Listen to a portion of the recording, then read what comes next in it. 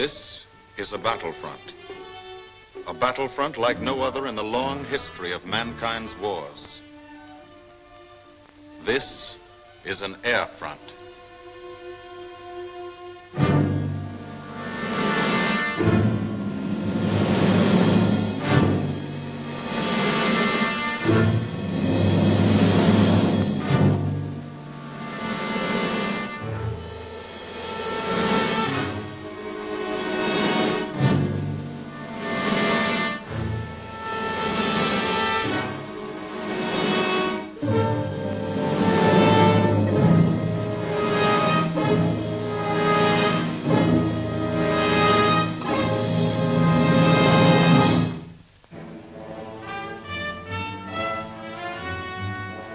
The working day begins, as it will end, with the ground crews, as much a part of the fortress as her wings. If you're a mechanic, you've got your own bomber. You get attached to it. But you know when your ship goes out on a mission, you may never see it again. So you do your work as well as it can be done, perfectly, because you wouldn't want anything to go wrong that would be your fault.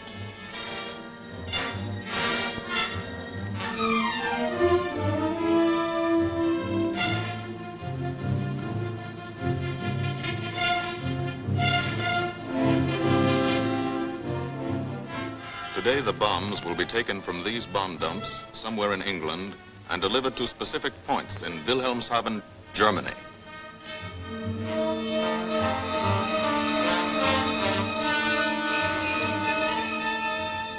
To deliver them is the job of the 8th Bomber Command, just a hauling job, yet one of the most difficult and complicated of military operations.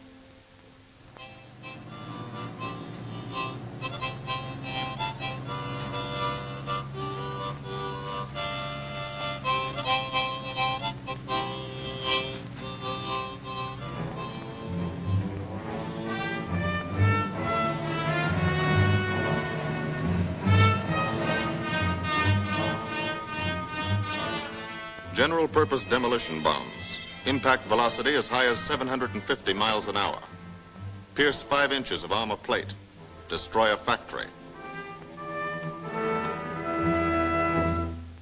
Briefing at 0800. Pilots, bombardiers, and navigators take their places. The group commander, Colonel Stanley Ray, steps up to the target map, and for the first time you learn where you're going. Sometimes your face turns white when you find out. Sometimes the feeling you won't come back tightens your insides. Not so long ago, you were sitting like this in a college or high school classroom, not listening too hard, perhaps even a little sleepy.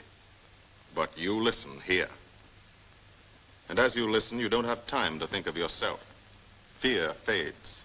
You concentrate on the mission. Type of formation, assembly point, 0 hour, route to target, weather, enemy fighters, enemy flak, route back home. If forced down in enemy territory, destroy equipment. If taken prisoner, give no information. Name, rank, and serial number. That's all.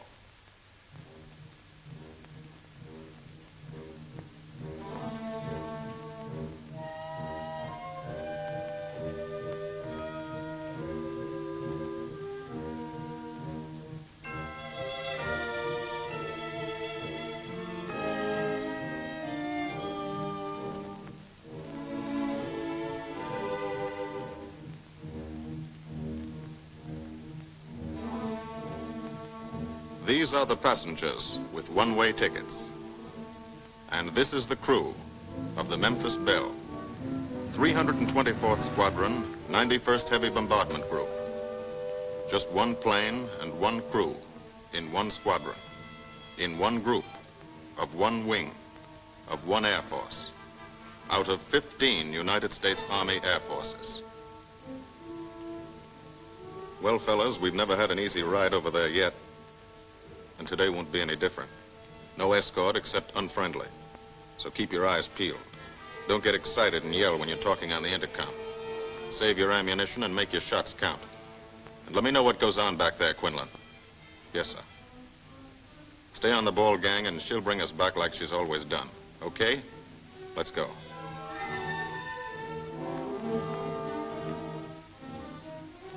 They have completed 24 missions In this, the toughest theater of air war, the big league of sky fighting, their experience is priceless.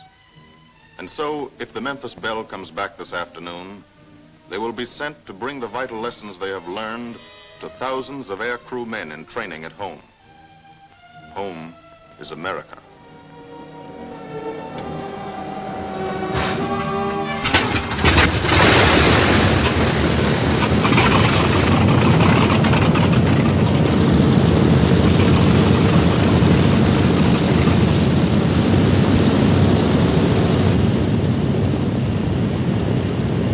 This is a battlefront, like no other in this or any war. No monster armies, no booming cannon. Only the roaring engine sound of the bombers pounding through the quiet English countryside. This is an air front.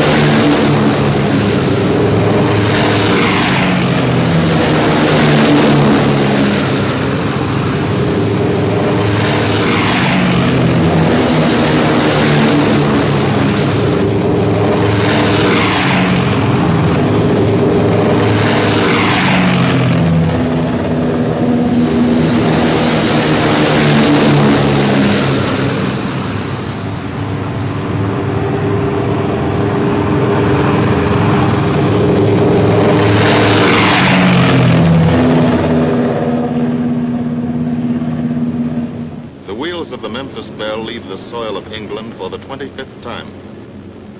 The friendly soil of England, with its ordered farms and rural hamlets, its country estates surrounded by formal gardens and well-kept parks.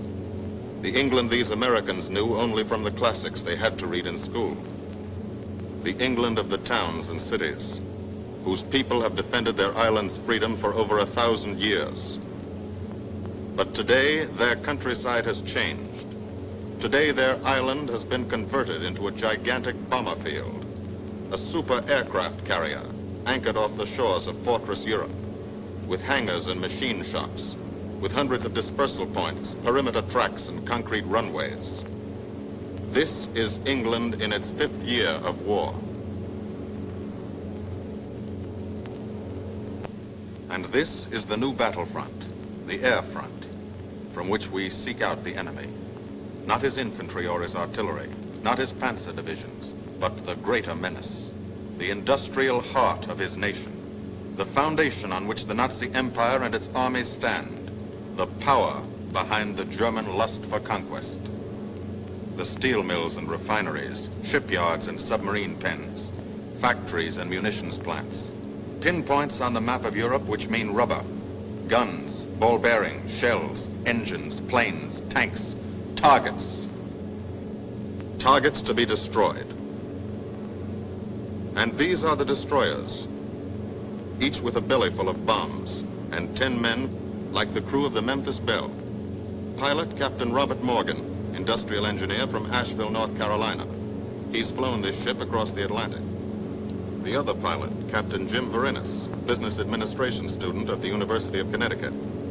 Radio operator and gunner, Sergeant Bob Hansen, construction worker from Spokane, Washington. Navigator, Captain Chuck Layton, chemistry student at Ohio Wesleyan. Engineer and top turret gunner, Sergeant Harold Locke from Green Bay, Wisconsin. Used to be a stevedore. Besides keeping the Belle in order, he covers the sky above. Tail gunner, Sergeant John Quinlan of Yonkers, New York. Clerked for a carpet company, but he quit December 8th, 1941. Ball turret gunner, Sergeant Cecil Scott. Pressman for a rubber company in Rahway, New Jersey. Pilot to crew, 10,000, put on oxygen. They're climbing higher now, 300 feet a minute. The strain on the planes and on the men is mounting. The rest of the crew, Bombardier Captain Vincent Evans, operated a fleet of trucks in Fort Worth, Texas. Waist gunners, on the right, Sergeant Bill Winchell, chemist for a paint company in Chicago. And on the left, Sergeant Tony Nastal, used to repair washing machines in Detroit when he was a kid. Now he's 19 and has 2 Nazi fighters, confirmed.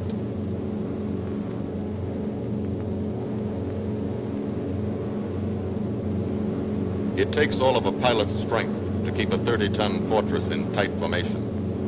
But the formation is the bomber's best defense against enemy fighters.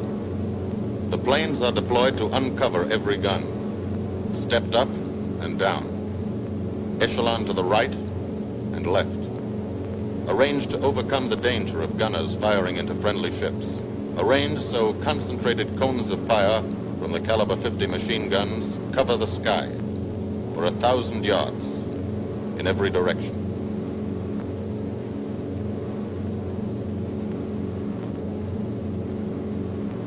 The friendly coast of England slips by below. It doesn't look like much now, but in a few hours when you come back, if you come back, this will be the most beautiful view in the world. Higher and higher, climbing to reach your best operational altitude, 25,000 feet. 5 miles straight up. So high you can't be seen from the ground with the naked eye. So high that after 1 minute without oxygen, you lose consciousness. After 20 minutes, you're dead.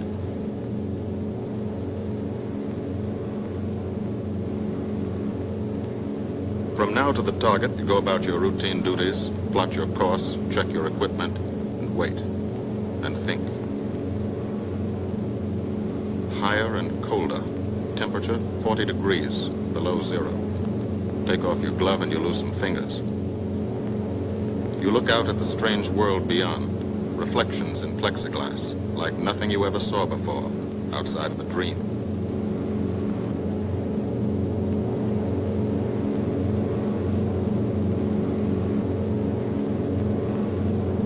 Higher and higher into the lifeless stratosphere, until the exhaust of the engines mixing with the cold, thin air condenses and streams the heavens with vapor trails.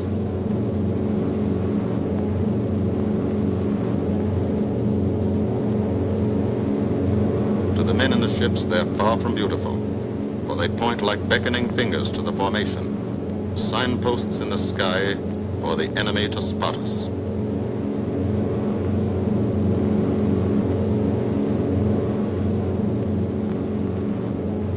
For these bombers to accomplish their mission, a plan is needed. Carefully worked out, timed to the minute. The job is to bomb Wilhelmshaven effectively and economically. The enemy is strong, skillful, determined to stop us. Here are his defenses. Airdromes, well dispersed. Each plane indicates a Stoffel or squadron of fighters. Heavy anti-aircraft, highly trained and accurate, all along the coast and defending his vital installations. Radar to warn him of our coming. Here is our plan to divide his defenses and weaken his opposition. At 13:30 hours, shortly after takeoff, 6 groups of planes will be heading toward the enemy coast from 6 directions. The Blue Force, 100 B-24 Liberator 4-engine bombers. The White Force, 300 B-17 Flying Fortresses. The Green Force, 300 B-17s with an escort of 6 squadrons of P-47 Thunderbolts. A force of B-26 Marauders, twin-engine medium bombers, with 6 squadrons of RAF Spitfires escorting. Almost 1,000 planes and over 8,000 men in the air. The enemy alerts all his aerodromes. But which is our main force? What are our targets? Where should the Nazi controllers send their fighters? It's our job to make them guess, and guess wrong. A half hour later, at 1400 hours, the Blue Force will be heading east across the North Sea, with the White Force following. These enemy fighters are tied down, waiting to meet them, and will not be able to attack the Green Force. These fighters must come up to attack the Green Force, and thus will be no threat to the Blue and White Forces. The B-26s and Spitfires will bomb and strafe a key rail junction, diverting these 6 Staffeln and preventing the enemy from concentrating too many fighters on the Green Force, which is scheduled to bomb an aircraft factory at Hanover. At 1430 hours, the Blue Force will threaten this entire coastal area of northwestern Germany. Which target will it be? Flensburg? The Kiel Canal? Or will it turn suddenly and bomb Hamburg, Wegesack, or Emden? Actually, it carries no bombs at all. It's a decoy and keeps the fighters from the northern area busy while the White Force, the main effort, heads for the submarine pens of Wilhelmshaven. At 1500 hours, while the White Force is over its target, only a fraction of the available German fighter strength of the area can intercept it. Because of the Blue Force diversion and the simultaneous bombing of Hanover by the Green Force. This is the plan of battle for today, drawn up by the Combined Operations Planning Committee and approved by the Commanding General. The White Force, lead group, low squadron. We've crossed the invisible line of enemy radar. The Hun is expecting us.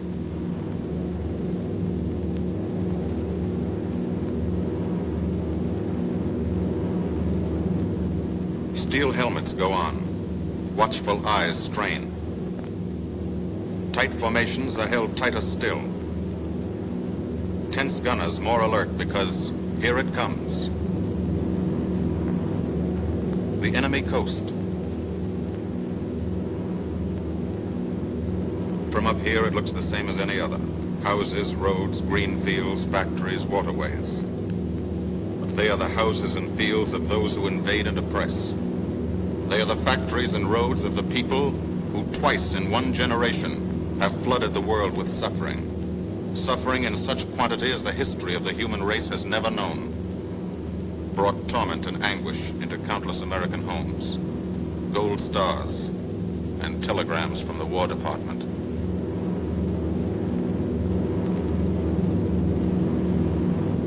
The first flak, just harmless-looking, silent puffs of smoke. Only each puff is a shell exploding, throwing shrapnel around the sky. Exactly the range, accurate flak by radio prediction. 5 miles down, Nazi anti-aircraft batteries have calculated the altitude, speed, and course. Where will the next one hit? You try not to be there.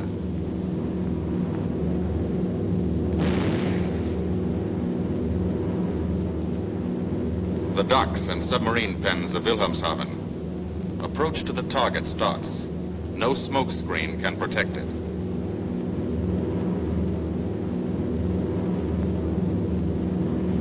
Now the enemy knows the path of your approach and walls that path with a flak barrage, but you fly right through it. Flak so thick you can get out and walk on it.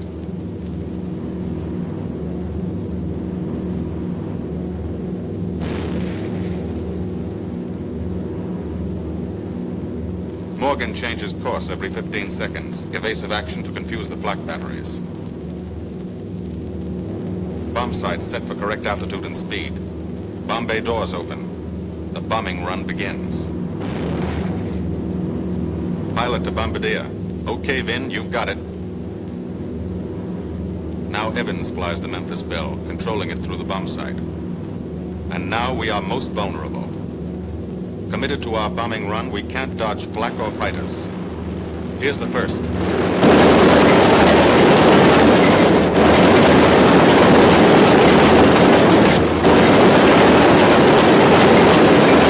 Top turret fires at him. Evans must ignore the battle. Crosshairs lined up on target. Adjustments for wind drift made. 2 more fighters diving from 9 o'clock. Flak now has the range too. They've hit this fort, but he keeps on his bombing run.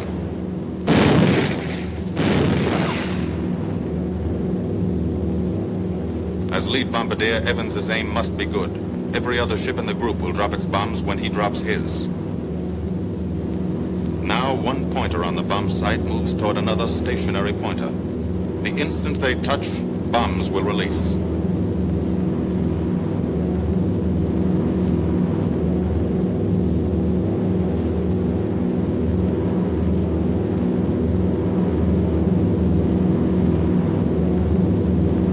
They touch. Bombs away.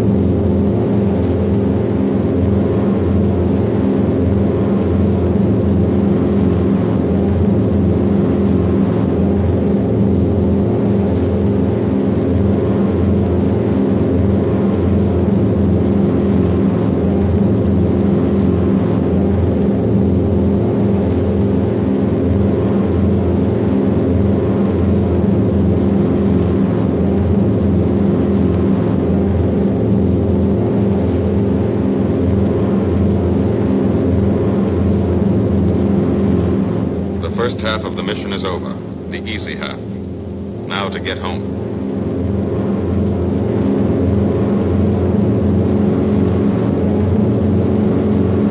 The flak stops. That means fighters out there somewhere. A staffer lurking behind that cloud, or hiding up in the sun where the glare blinds you, and you can't see them, waiting to dive down on you. Fighters at 6 o'clock. This is what a gunner sees. A speck in the sky. That's a fighter. And then a blink. That means he's firing at you. 2,300 rounds a minute.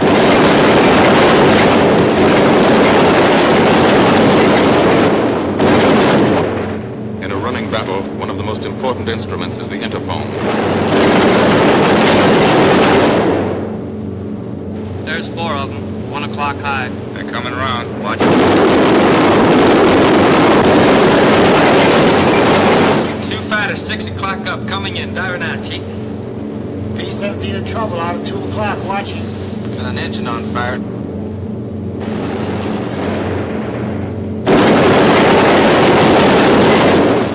There's 2 more diving through the 94th. 3 planes, 9 o'clock, coming around. Keep your eye on them, boy. Coming around to 10. Watch them, Chuck. Keep your eyes open. Yeah. They're breaking at 11, breaking at 11. I got them. 10 o'clock. I got those 2 at 2 o'clock. Watch them, Scotty. I got my sights on them. Check that B-17, Chuck, 3 o'clock. Motor smoking. Fighters, 10:30, coming around. Those 10:30 upper or lower?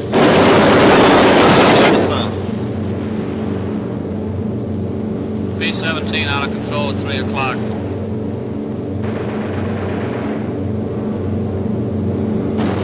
Come on, you guys, get out of that plane. Bail out. There's one. He come out of the bomb bay. Yeah, I see him. There's a tail gunner coming out. Watch out for fighters. Keep your eye on them, Bill. See any parachutes, Quinlan? 2 parachutes open. Flag at 9 o'clock. 8 men still in that B-17. Come on, Get out of there. There's 3 more chutes. Flak, 11 o'clock. Fighters, 6 o'clock. ME-109 at 3 o'clock. Keep after him, Winchell. I see him. I'm on him. Come on, use me.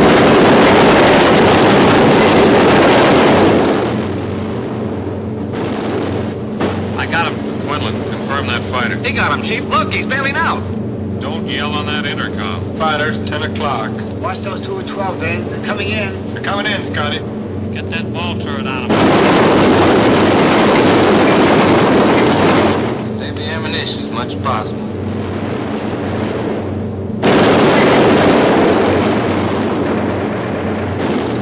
Watch that fighter coming in at 3 o'clock. He's coming in a half roll. Pull her up, Chief. Pull her up. Hurry.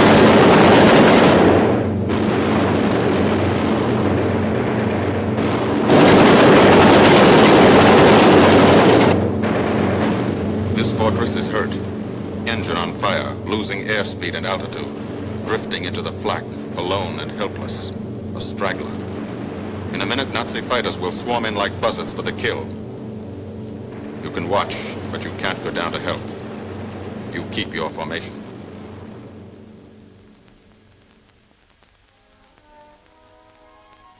Here, too, the mission is being flown. None the less real for being in the minds and hearts of these men behind. Ask anybody who's been to a field in England, or anywhere else our bombers are based, and he'll tell you that there's drama here, too. Waiting to see who's coming back. To watch them, you might not realize how tense these ground crews are. But they are tense, and plenty worried. In Air Force talk, this waiting is known as sweating out the mission. These men know the flight plan. Their watches told them when the bombers were running into enemy flak, when they were over the target, when they left the enemy coast. And now their watches tell them the bombers should be nearing the field. Every ear strains for the first sound of the engines. And then somebody hears them. And somebody sees the first faint specks in the distant sky.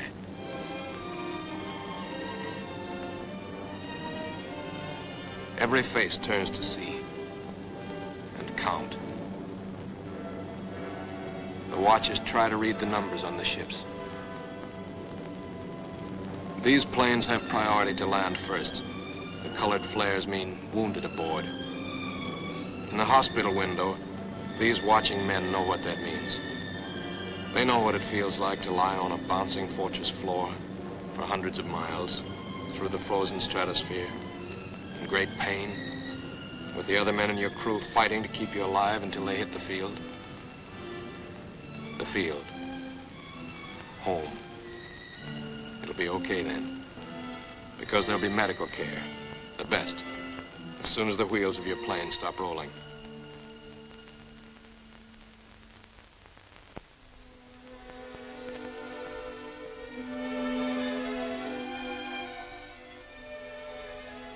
Head wound. Concussion. 20mm cannon shell exploded in his radio compartment. Shock. Internal injuries. He'll be all right, though. Flak burst scattered flying shrapnel. He's full of steel splinters.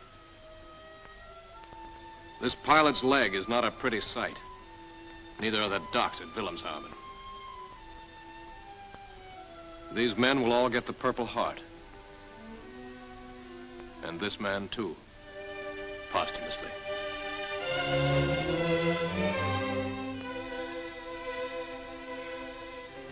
A transfusion right in the plane. This gunner's too weak to be moved. The new life-giving blood flowing into his veins might be the blood of a high school girl in Des Moines, a miner in Alabama, a movie star in Hollywood, or it might be your blood, whosever it is. Thanks. 36 planes left this field this morning. Now 6 more arrived. That makes 20 home. And this one's 21. More wounded aboard.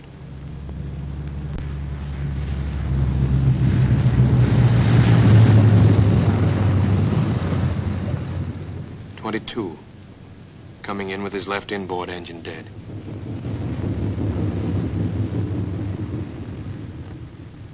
23, with a feathered prop on his left outboard engine. 24, Southern Comfort, with a chunk of tail gone. 25, they flew home on their luck. 26. Not a scratch. The control tower learns that 2 more landed at a British field to the south. 1 a crash landing, crew safe. That makes 28. 29. A rough landing, but her pilot's badly hurt. It's a wonder he brought her back at all. 29 planes back, so far. 29 out of 36. Our losses were heavy, but the enemy's were far heavier. We destroyed a German aircraft factory, a rail junction, submarine pens, docks, and harbor installations. That's specific, known damage. But who can tell the number of German torpedoes that will not be fired, the number of our convoys that will get through now, the soldiers and seamen's lives that will be saved, or the battles that will be won instead of lost because of what these bombers and airmen did today.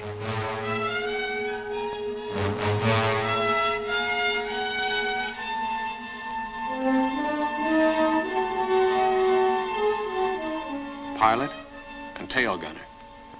They can laugh now. Fire on the inboard engine did this. Flames streaked back and burned the stabilizer, too. Another crew luck brought back.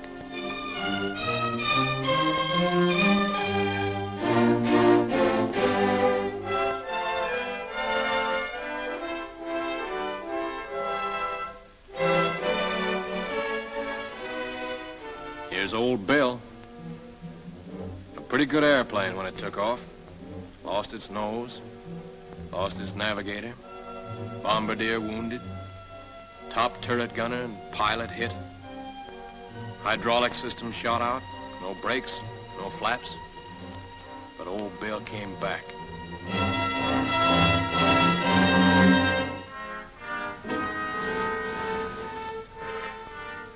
Now, among the returned crew members, talk flows like a river, talking out every detail of the mission. These are the faces of combat, faces of Americans who have watched their comrades die, faces that can never forget the enemy, and they're in no mood to have their picture taken.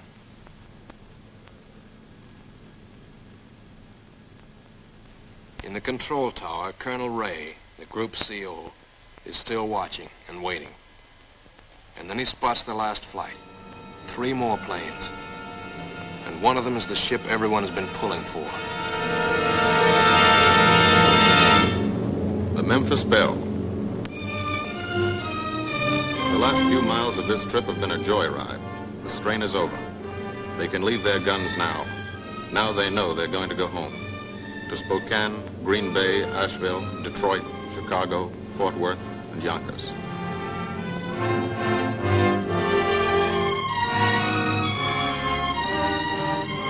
The Belle comes in for her landing, but first Morgan buzzes the field, cuts the grass with the giant fortress.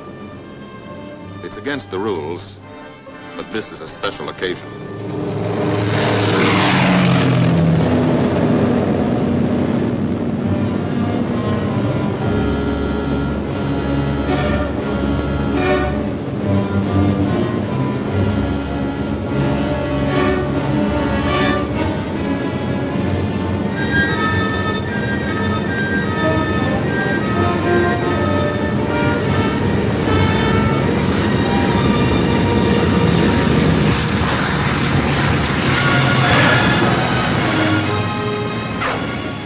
Of the Memphis Belle come back to the soil of England for the 25th time.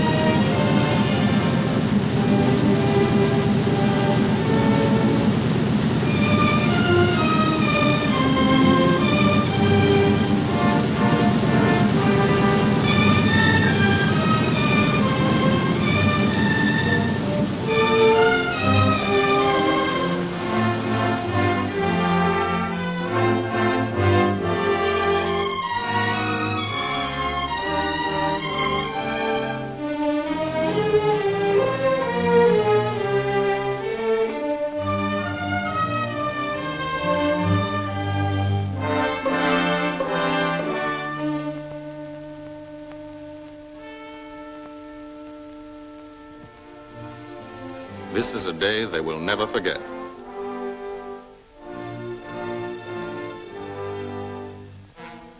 Another great day soon after, Brigadier General Hansel visited the field and presented the Distinguished Flying Cross to every member of the crew.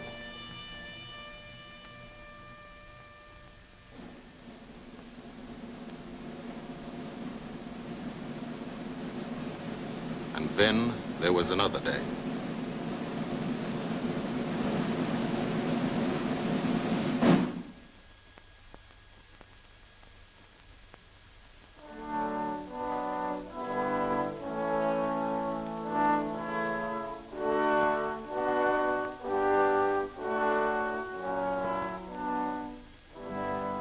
Their Majesties, the King and Queen of England.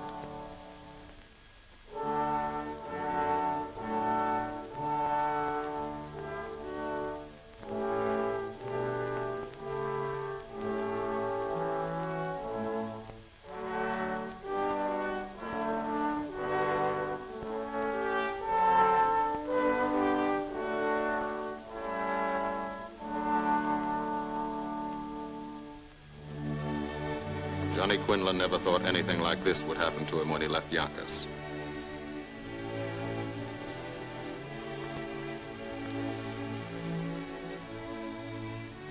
The ground crew were a little self-conscious about being dressed in fatigues, but the Queen thought they were very nice.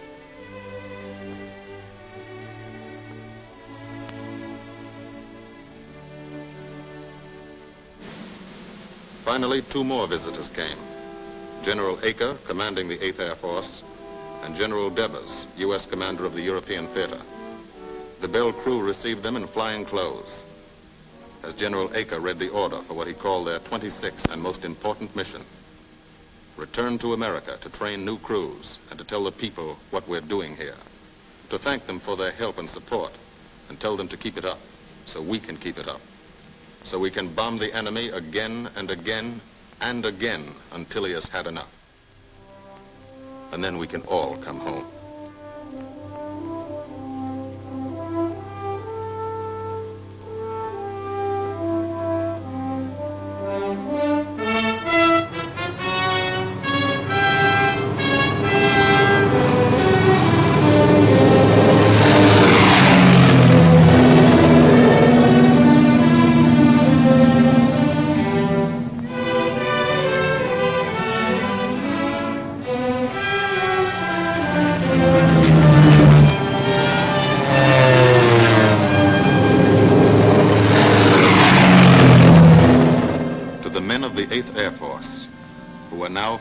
Deep into Germany, bringing destruction to targets almost 1,000 miles from their bases.